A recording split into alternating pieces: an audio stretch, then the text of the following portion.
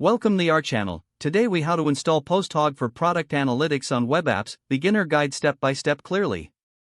To install PostHog for product analytics on your web app, first, visit the PostHog website. Click on the Get Started button to create a new account. Fill in the registration form with your email and password.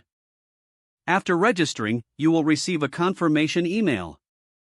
Open that email and click on the confirmation link to verify your account. Once verified, log in to your PostHog dashboard.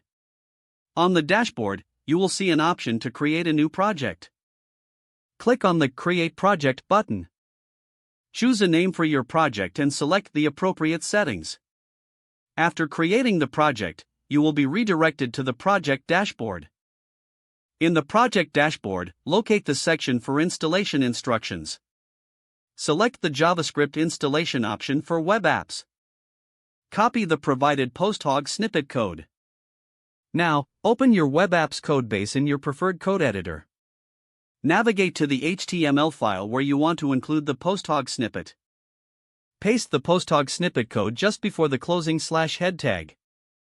Save the changes to your HTML file. Next, go back to your PostHog dashboard. Look for the Events tab to start tracking user interactions.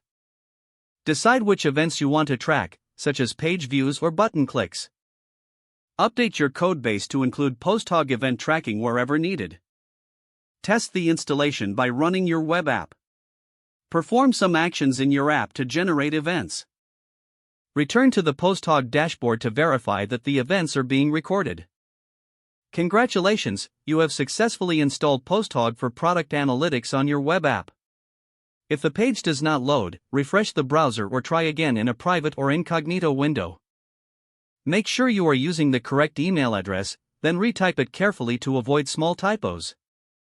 If your password is not accepted, use the reset option and create a new strong password you can remember.